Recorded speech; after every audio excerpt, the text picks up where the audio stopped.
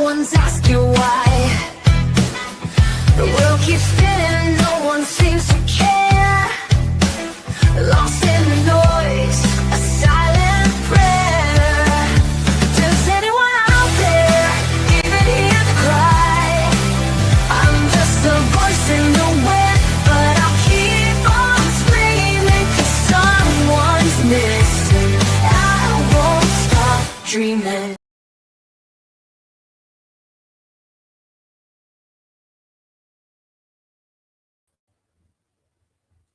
Hi, everyone. Thank you for joining me today. I know I have this overlay here in the front, but I'm going to get to where I'm not on the screen. I hope you guys can still hear me. And then we're going to go ahead and start. First, I want to say thank you all for being here today. I see I have quite a few actually. Guys, I have two streams going. I have the mobile side and then I have this side. So if you can't see someone in chat, don't throw green beans. Don't go cussing them because chances are they're over at the other side. So please don't freak out thinking you're blocked. Please make sure before you go over there and throw green beans or whatever you're doing that you look to make sure that they're just not on the other side of the chat. With that, we have Stormy. Thank you for joining, Stormy. Hey, Snooker Bum. We have Remy Marie. Hey, Remy, I'm so happy to see you. We have Wild Hair. Thank you for joining, Wild Hair. We have Old and Bored. Sounds just like me. Rick, I hope you're having a good day. Alex. Pookie Duke. So happy to see you, Pookie Duke. We have Independent American. Hi, thank you for joining. We have Lizzie. Lizzie, I love that picture. That's a very pretty picture of you. We have Snooker Bum again. We have PJ. Hey, PJ, good to see you. And Stormy again. These two are my mods for today. I don't think anybody else will show up. Guys, I really don't have a lot of mods. I don't trust a lot of people, so please be kind to them. If not, they'll have to block you. And we really don't want to block anyone on this channel, but disrespect won't be tolerated. Who else do we have here? I think that's it. All right, well, let's just go ahead and get started. Okay, the man on the screen is Richard Harley West. He's been missing since February 18th, 2007. He's missing from Santa Clara County, California. He's an endangered missing male. He's white. His date of birth is 4/6/1925, so he would be 100 years old right now. His height is 5'10", and at the time that he went missing, he weighed 200 pounds. He is a class of 1949 Naval Academy, and he has that ring that could be on his finger. He also has diabetes. He was driving a green Dodge Stratus with the Arizona license plate number 5PK-K659. Again, he's a white male, gray hair, brown eyes, and he does wear eyeglasses.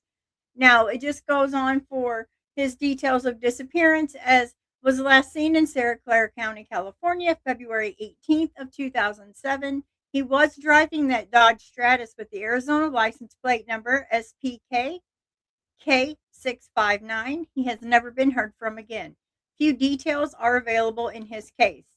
I do understand that someone's going to come in here and say, he's 100 years old, he's 100 years old, he's gone. He may be. And you know what? His family deserves closure. Everyone deserves found, and every family deserves closure. Hey, JP, I'm so happy to see you in here. Haven't seen you in a minute. Thank you for the support. Okay, let's go to the next.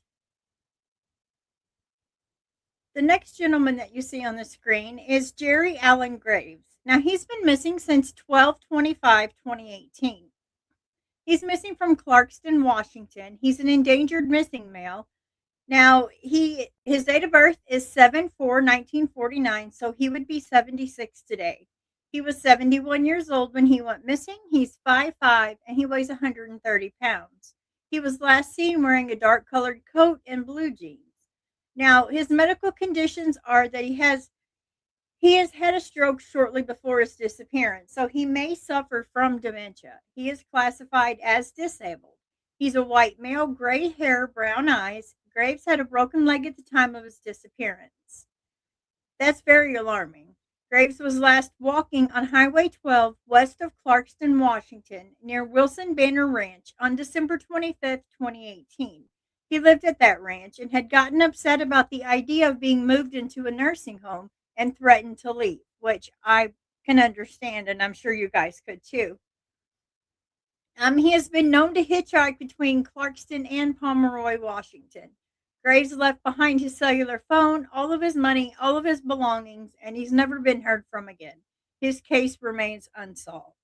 Again, I do realize we are going to get the typical troll that's going to say, well, he's gone, he's deceased, whatever. Guys, listen, everyone deserves closure, and every person deserves to be found.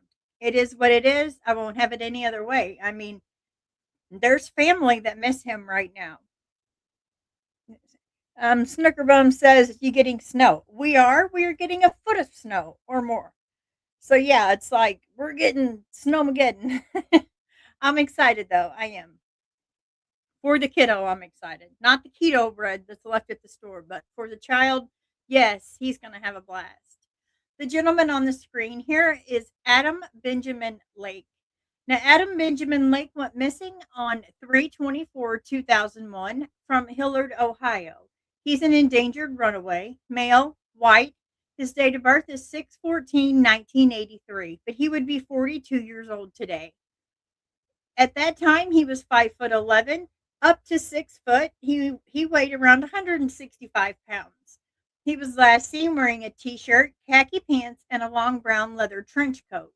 He suffers from Crohn's disease, a serious inflammatory bowel disorder which could be fatal.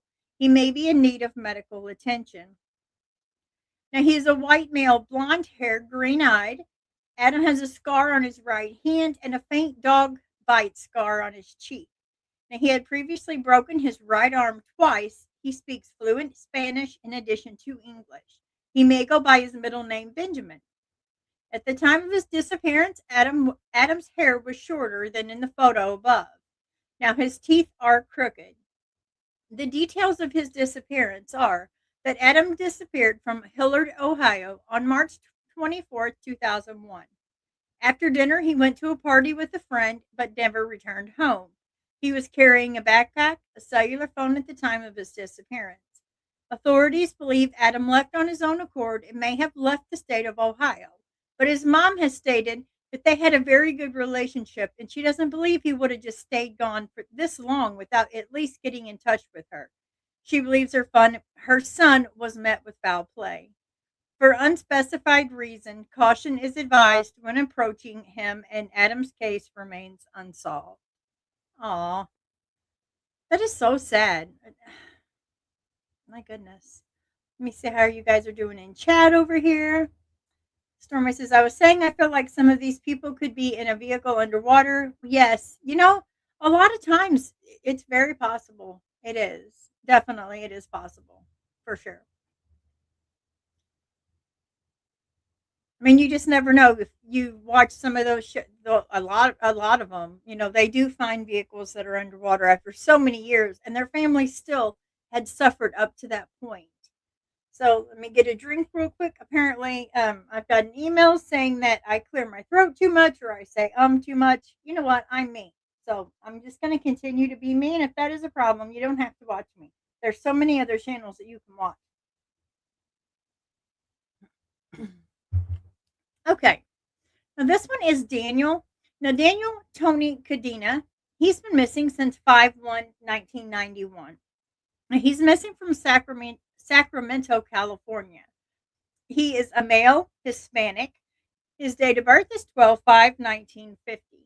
Now his height and weight is 5'8" and 175 pounds. He's Hispanic male, brown hair, green eyes. Cadena may use the alias name Manuel Martinez. Now, the details of his disappearance are that he was last seen in Sacramento, California on May 1st, 1991. Now, he's never been seen or heard from again. Few details are available in his case. Okay, we'll go over to the next.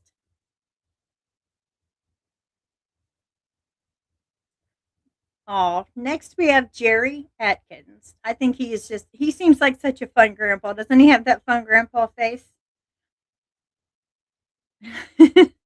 PJ's like, I say, and and like a lot. Yeah, I guess it is probably when I'm nervous. I probably do say that a lot. But In all reality, if you're watching this channel, you're probably here to watch to see who's missing and how we can help find them.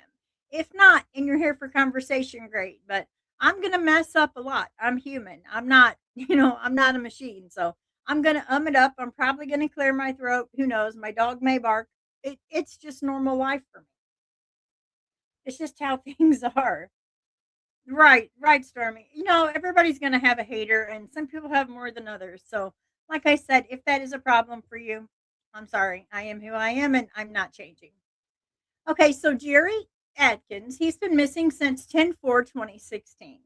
He's missing from Butte County, California. He's an endangered missing male. He is white. His date of birth is 1/26/1933. Hi, Arctic. Thank you for joining. Happy to see you. He is 83 years old. He's 5'9" and weighs 200 pounds. Now, his associated vehicle is a white 1992 Honda Accord with the California license plate number DP300JW. He's a white male, gray hair, and brown eyes. His details of his disappearance is that Atkins was last seen in Butte County, California on October 4th, 2016. He has never been heard from again. He may be driving a white 1992 Honda Accord with the California license plate number DP300JW. Few details are available in his case. Oh, he looks like such a fun grandpa. He just does to me. Okay, let's see. Next, we have Sabrina. We have Sabrina Ashley Gibson. Now, she's been missing since 8/30/2020. She's missing from I'm going to say that wrong, so I'm going to say Louisiana. She is missing from Louisiana. She is a missing white female. Her date of birth is 11/16/1993. She would be 32 at right now. When she went missing, she was 26. She's 5'4" to 5'6". She weighs 140 to 180 pounds. Now, she does like to wear oversized clothes, so she was last seen in an oversized yellow dress. She's a white female, brown hair, brown eyes. Gibson has tattoos or scars on her upper chest and collarbone area. Just below her neck, a photo of the tattoo is posted in this case summary, which it does show the photo. The photo does show it, but really it just shows two faded stars, and it's really hard to make out. That's why I'm not bringing that forward to you guys. Um, it just says that, including the name Jaden on her wrist, a blue rose with the name Jessie on her left arm, and a tattoo of a Playboy bunny on her lower leg. Her hair may be blonde or dark in color. Now, her details of disappearance was she was last seen walking down Walton Street in Louisiana on August 30th, 2020. She's never been heard from again. At the time of her disappearance, Gibson had no car or phone. Few details are available in her case. Wow, that's heartbreaking too. Some of these people, I just it's terrible. See if this one, oh, there it is. Okay, and then we have Cynthia. I know I've went over Cynthia a few times, but it's very important that we try to keep these faces out there. Cynthia Martinez has been missing since 12/14/2005 from Commerce City, Colorado. She's an endangered missing female. She's Hispanic. She's been missing since 6/6/1959, so she is 66 years old right now. She was 46 at the time of her disappearance. She's 5'3" and 140 pounds. Martinez suffers from diabetes and she has a history of drug abuse. Now, she had borrowed a 1996 Chevy Metro with the license plate number 352LSZ. She's a Hispanic male, brown hair, brown eyes. Martinez was last seen in Commerce City, Colorado on December 14th, 2005. She's been living at a home on Magnolia Street for around 2 months. Now, she left to go to Walmart driving a borrowed green 1996 Chevy Metro with the license plate number 352LSZ. She never returned home and she has never been heard from again. Few details are available in her case. Oh my goodness, it's terrible. As I take her down, I also want to play something. It's from News Nation, and it's a very important case. I've been looking over her story, and this one really gets to my heart too. So let me make sure that I share this correctly. Okay, let me come back over here and add it to screen because StreamYard likes to play. Okay, so let me go ahead and play this. And let me know if the sound is okay. Yoder, a missing mother of 4 who left her home and never returned. We have new exclusive details on her disappearance, as well as her family targeted by scammers. In a moment, I'm going to be speaking with the private investigator working on this case about the latest and any potential leads. First, though, we've got a few other cases that we're following this week, starting in Hawaii, where the United States Army Criminal Investigations Division is searching for a missing pregnant woman who disappeared from an Army base in Oahu. Nisha Johnson was last seen at her home at the base. Bring her home.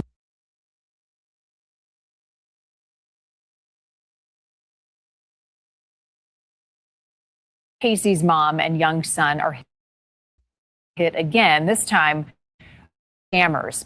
After nations started asking questions about this case, sheriff's deputies making their first public release on case appearance as we get exclusive new details from the private investigator on the case, giving her very first interview. News Nation and my colleague Kelly Beeson has a closer look at Casey's disappearance.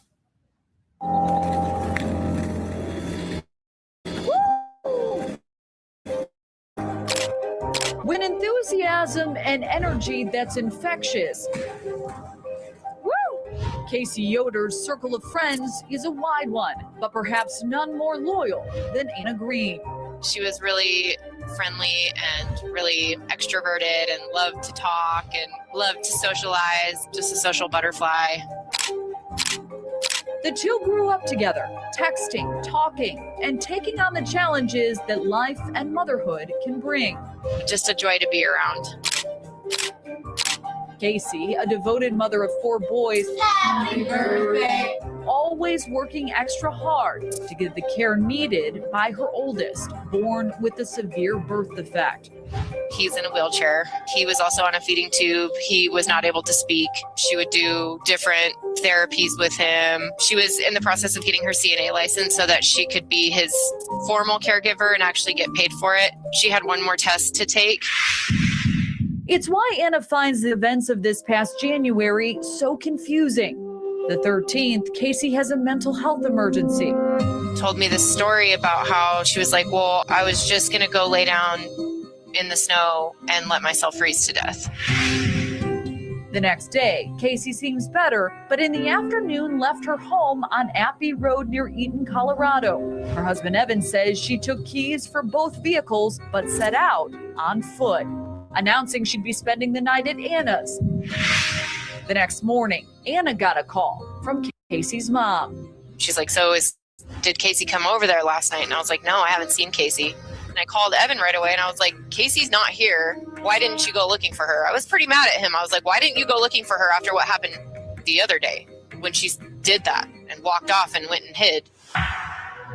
We've checked hospitals and psych hospitals and jails.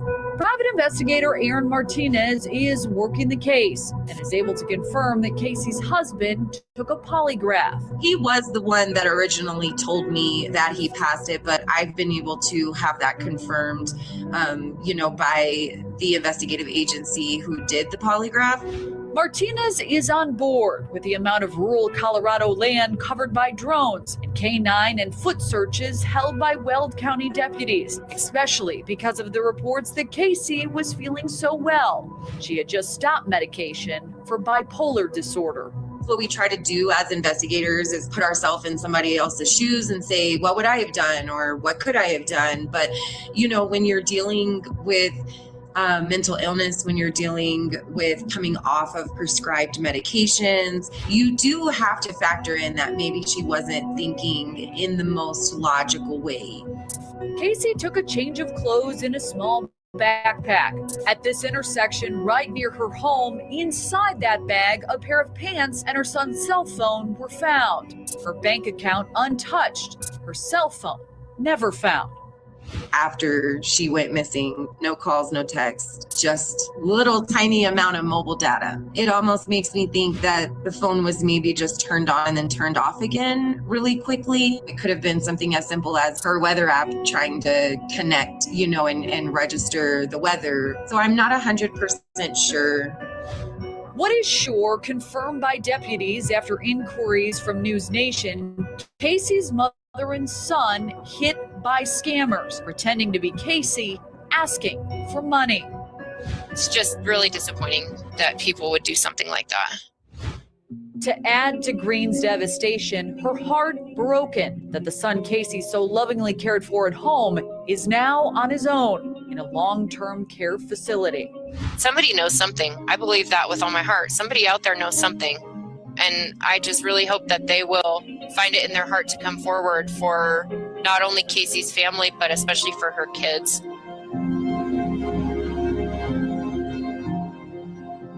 Again, Casey has 4 boys at home wondering where their mom is. Joining me now, Erin Martinez, the private investigator actively working this case. Erin, welcome to you, and thanks for the work that you continue to do. Let's begin with any new leads from January until now. Anything giving you or her family and friends hope to answers? Unfortunately, there is not a lot of evidence that is lending to hope that Casey may be found, alive or okay. Is there evidence suggesting otherwise? There is really no evidence in this case. There's not a lot of evidence either way. So I know one thing that you're hoping for is more details of her phone records. Why is that so critical to this investigation? So I think, it's especially critical because Casey did walk away with her cell phone that day. So any location data that we could get from those cell phone records of a time after she walked away, I think are incredibly vital to, solving this case. And how challenging is it to get those records? I know investigatively there are some hurdles to overcome. It's been incredibly challenging. So we have phone and text records, mobile data records, I should say partial records for the day before she went missing, the day that she went missing. But it has been incredibly challenging, even for Weld County Sheriff's Office. The courts aren't labeling this as a crime. And so that's made getting a subpoena or a warrant for the phone records basically impossible. But I do know that the detectives, and especially the detective in charge, is doing everything possible to try to get those records. Has it also made it more difficult to investigate this case and get attention on it because of Casey's known mental health struggles as of, the time that she went missing? Absolutely. So I think that especially hindered things in the very beginning of the investigation. I think that most of the law enforcement agencies who originally responded did believe that she walked away voluntarily. And, I think it went hand in hand with her stopping her medication, her history of mental illness, the purported drug use. So, yes, it has made things incredibly difficult. Let's go through the timeline for a moment. So on January 13th, again of this year, so we're shy of a year here, a friend says Casey had a mental health emergency. And we played just a moment ago her comment about going and laying down in the snow. Then on the 14th, the next day around 4 p.m., Casey walks away from her home. And then it's the next day, the 15th, at about 11:30 in the morning that Casey's husband reported her missing. I know one question people at home are going to have is, why did he wait so long to call authorities and report her missing? Have you been able to glean any answers or clarification on that?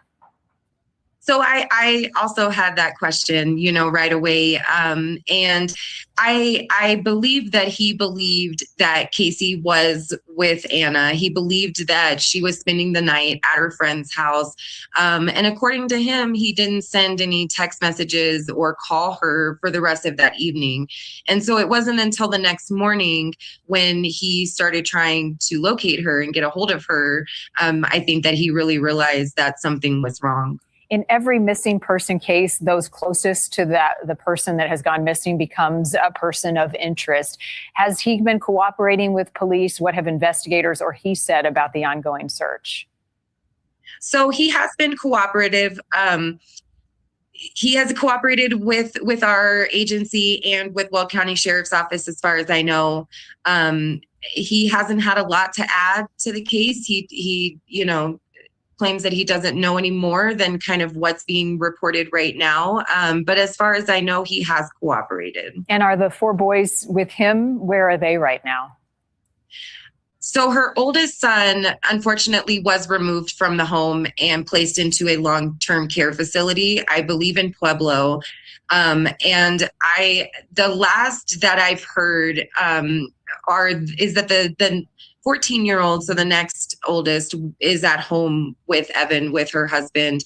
And the 2 younger children, I believe, are with Evan's mom at the moment. Okay.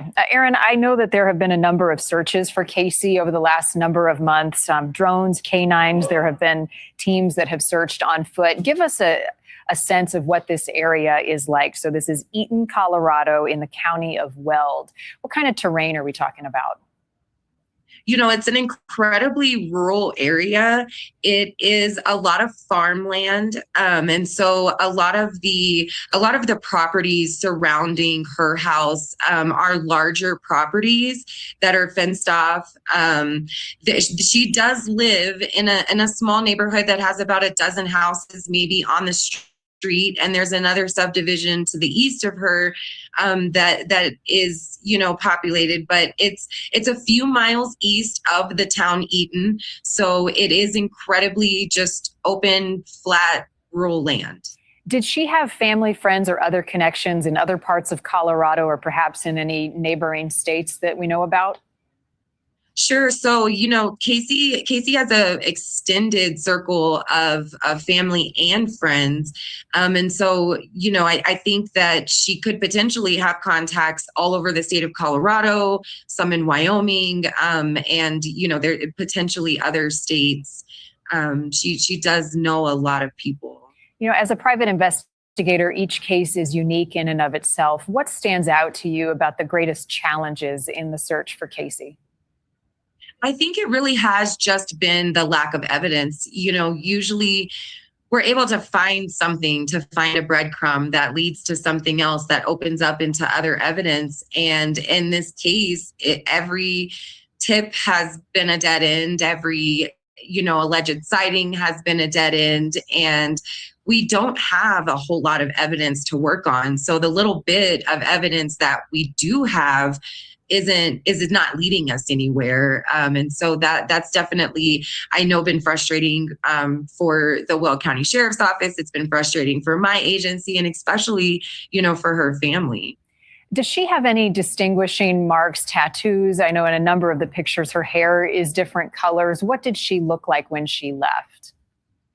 So as far as I know, she does not have any tattoos. She does wear glasses most of the time. I believe that she did have the platinum blonde hair whenever she went missing. There has been some back and forth on that because she did change her hair so often. But as far as I know, she did have the platinum blonde hair, and she does have darker hair naturally. So if it's grown out at this point, it could be darker now. She had one of those faces and skin tones. It seemed like every hair color looked good on her. What more have you learned in your investigation, Erin, just about Casey and who she was and how much she cared for her family? One thing that we have heard from every single witness in person that we've talked to is that Casey was an amazing mother, that she just cared so much and loved so hard. She was a great friend, a great wife, a good daughter. I mean, she sounds like she was a great person, and sounds like she really poured her heart and soul into her boys. Final question. Any more ground searches planned, drones, canines, anything else that's the next step in this investigation? Sure. So our agency has actually also conducted several ground searches.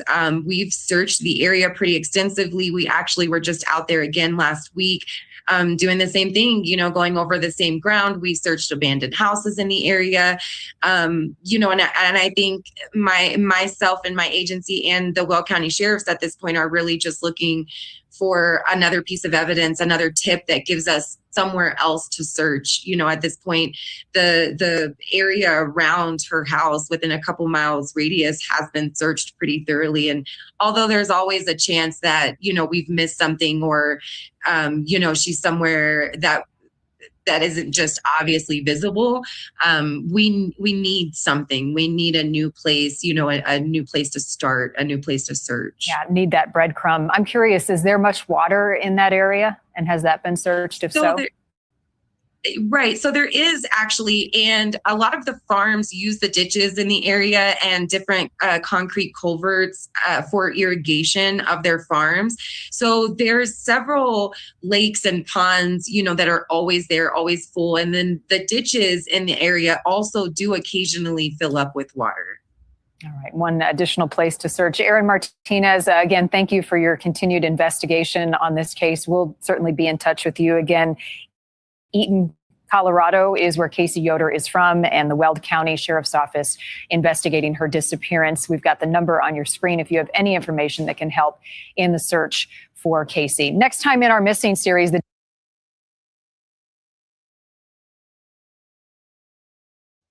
Wow, that's heartbreaking.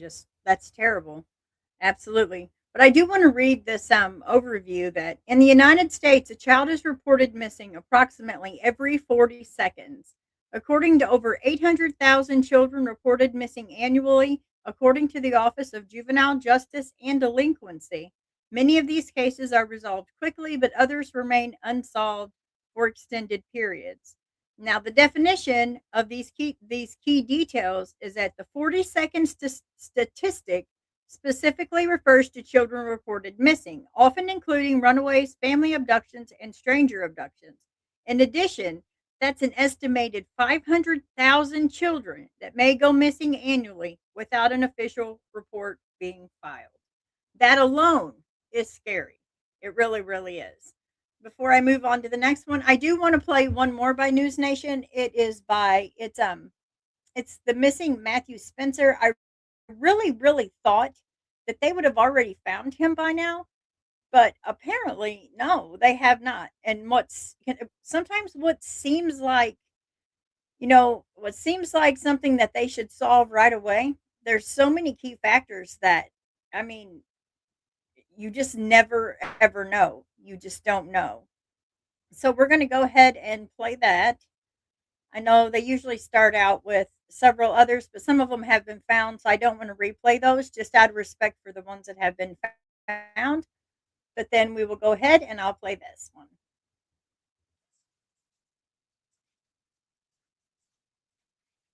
Day, but he never made it. And when his twin sister was able to sleuth her way into his Google account, the family's worry grew exponentially.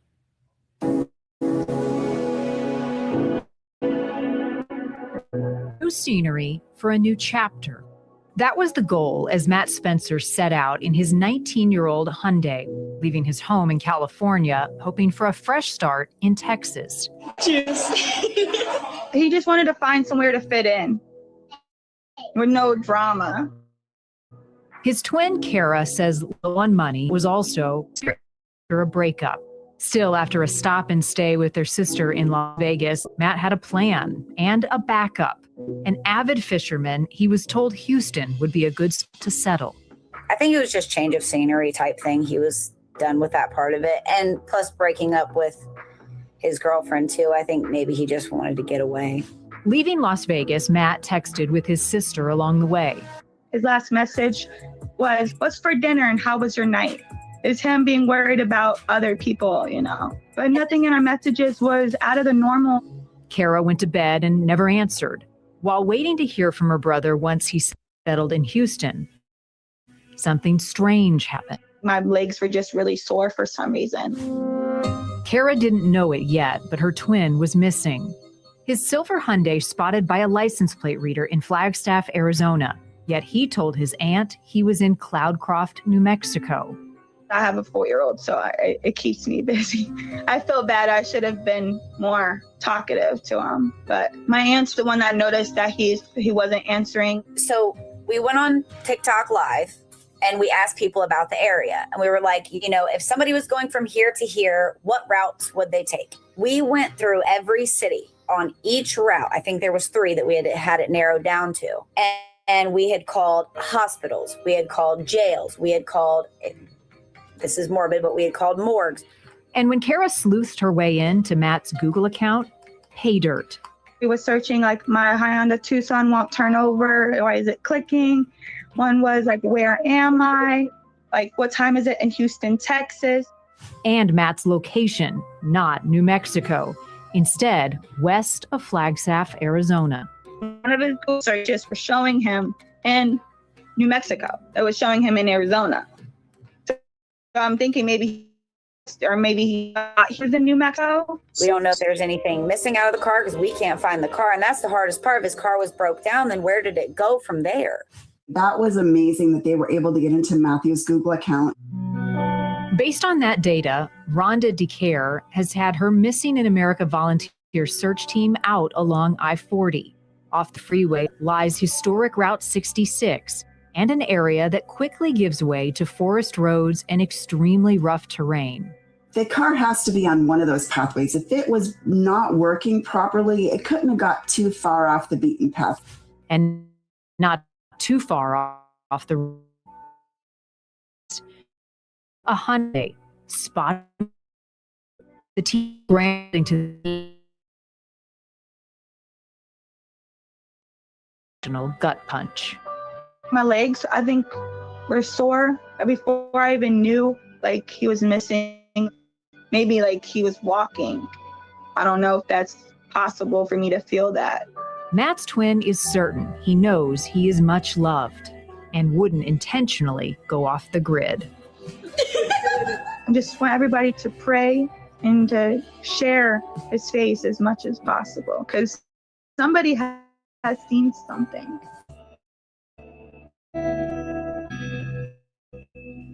Flagstaff police answering our questions about the case, telling us that they have just one hit on a license plate reader at the off-ramp of I-40 and Butler on August 5th at 2:12 p.m. We're told that if he traveled into the city of Flagstaff, police believe that they would have gotten more hits on his license plate. Joining us now, Evan with Missing in America Network Group waiting for the missing people. Thank you so much. Hi, thanks for. Okay, yeah. So I'm going to switch on over to Facebook and read a few flyers.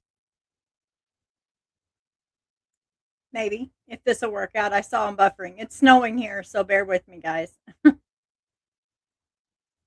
right, let's see if I can get this up here. Okay. So this is from the Aware Foundation.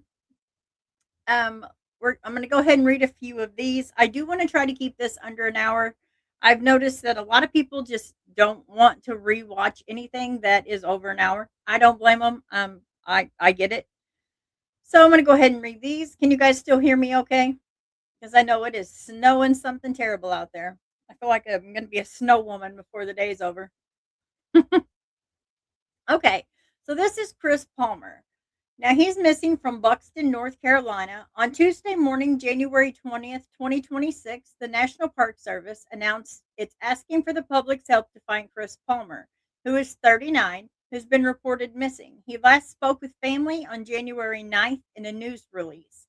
Now, officials said that on January 12th, rangers found Palmer's red 2017 Ford F-250 stuck on the beach at Cape, I'm going to say this wrong, Hatteras National Seashore. The truck was never claimed, and the Arkansas authorities officially declared him for missing on January 16th.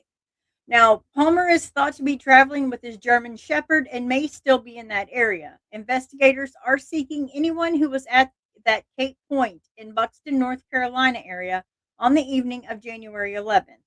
Tips can be reported to MPS tip line at 888-653-0009. We have Vanessa Carlson. She's missing from Florida. The Sumter County Sheriff's Office in Florida is seeking the public's assistance in locating 30-year-old Vanessa Carlson. Vanessa left her home on CR 441 in Lake, I'm going to say that wrong, but you guys can read it, Florida, by climbing out a window between 10:30 and 11:30 p.m. on January 20th, 2026. Miss Carlson has a diminished mental capacity and has no phone tracking device on her person. She was last seen wearing a blue t-shirt, jeans, and possibly barefoot. Anyone with information about Miss Carlson's whereabouts is asked to contact the Sumter County Sheriff's Office at 352-793-2621. Oh my goodness. That's another scary one. I mean, if you really think about it, that's heartbreaking. We have Sonia Taylor. She is a Purple Alert plan. She is 60 years old, black hair, brown eyes, 6 foot tall, and weighs 175 pounds. A Florida Purple Alert has been issued for 60-year-old Sonia Taylor. She went missing from the area of the 790th block of Ridge Road in Tallahassee, Florida. She may be traveling in a 2023 gray Nissan Altima, Florida tag number Y32CLD. Sonia was last seen traveling northbound in the area of Crawford Road and Munson Boulevard on January 16, 2026. If you have any information regarding Sonia's whereabouts, please call the Tallahassee Police Department at 850-891-4200. We have Nina Nunley. Nina Nunley is 32 years old. She has black hair, brown eyes. She's 5'2" and weighs 150 pounds. The Special Victims Unit is asking for help to find 32-year-old Nina Nunley, who may need medical attention. She was last seen on January 19, 2026, around 8:15 p.m. near 9th Street in Pittsburgh, Pennsylvania. She was wearing a light blue beanie, a light blue jacket, black pants, and black shoes. Nina is known to spend time in Pittsburgh's South Side. If you have any information about her, please contact their Bureau of Police at 412-323-7141. Let me check chat. Arctic says our school was open. They're saying after 6 here with accumulation 8 to 12 inches. I'm usually. Yeah, I hear you. I can completely understand that. I'm not reading the rest of that one. We've missed you, Arctic. This is Brianna Carter. She's 17 years old. She has black hair, brown eyes. She's 5'4" and weighs 130 pounds. 17-year-old Brianna Carter was last spotted in Henrico County, Virginia on January 18, 2026. She was wearing a gray sweatshirt, black leggings, and a blue bonnet and yellow and white Crocs. She has a skeleton bone tattoo on her left hand. Anyone with information about her location should contact the Henrico County Police Department at 804-501-5000. Welcome, Chris. Happy to see you. We have Amber Lynn Blackwell. She's 15 years old. She has black hair, brown eyes. She's 5'4", and she weighs around 135 pounds. Now, Amber Lynn Blackwell, 15 years old, was last seen at her home in Clinton, Oklahoma at 7 a.m. on December 29, 2025. She was wearing a black zip-up jacket, black sweatpants, white Converse sneakers, and a blonde and brown wig. She hasn't been seen or heard from since. Anyone with information about her location is urged to contact the police department at 580-323-2323 or dial 911. Let's see if I can catch up with chat. I know with this mobile side going and the other side, I'm kind of trying to find both. It shows up here, but it hesitates on the mobile side. Yes, Taylor, it's headed your way. Arctic is probably headed your way too. I don't know how many inches, but it's probably headed your way. We have Robert Leslie Cole. He is, okay, it says the Lake Havasu City Police Department Criminal Investigation Unit is asking for help identifying 32-year-old Robert Leslie Cole. He was reported missing by his family on September 11th, 2025, after they hadn't heard from him in over 2 months. Robert is an over-the-road truck driver and his last location was Texas. His mother last spoke to him July 2025. He used to live in Lake Havasu City, Arizona, and may still have ties there. Robert has 2 tattoos, a rosary around his ankle and calf, and the word diligence on his left leg or arm. Anyone with information is urged to call their police department at 928-855-1171. Oh, I'm so happy she was found safe. That was a scary one. LeJean Williams, located safe. Amazing. I love watching the located safe. Safe. See all the shares, guys. This is why we ask you, please share the flyers. I know that I completely flood Facebook with flyers. Many of us do, and I know that many of you scroll through because we do kind of spam chat with flyers. But each person on that flyer is a human. We have to humanize the face on the flyer, and this right here, located safe, is like music to our ears. Located safe is amazing, and it really does help everyone, especially the person's family. We have Demia Morales. Now, the Houston Police Department is attempting to locate 13-year-old Demia Morales. She's 13 years old, black hair, brown eyes. She's 5'3" and weighs 170 pounds. She was last seen at her residence on the 6200th block of West Tidwell in Houston, Texas. And that was on January 15th, 2026. She was last seen wearing a black jacket, pajama pants with a Cookie Monster design, and black shoes. If anyone has information regarding her whereabouts, please contact the Houston Police Department at 832-394-1840. We have Madison Henley. Madison is 15 years old. She has black hair, brown eyes. She's 5'6", and she weighs around 130 to 145 pounds. Now, the Houston Police Department is attempting to locate 15-year-old Madison Henley. Madison was last seen on the 4000th block of Irvington, which I'm going to say is Irvington Boulevard, on January 13th, 2026. If anyone has information regarding her whereabouts, please contact the Houston Police Department at 832-394-1840. Okay, let's see where we're at here. Yeah, we're at 47 minutes. So I'm going to go ahead and change this over before I continue on with this. I'll add myself to the screen. Maybe, if I can still remember how to do it. There we go. Okay, well, I'll make myself bigger.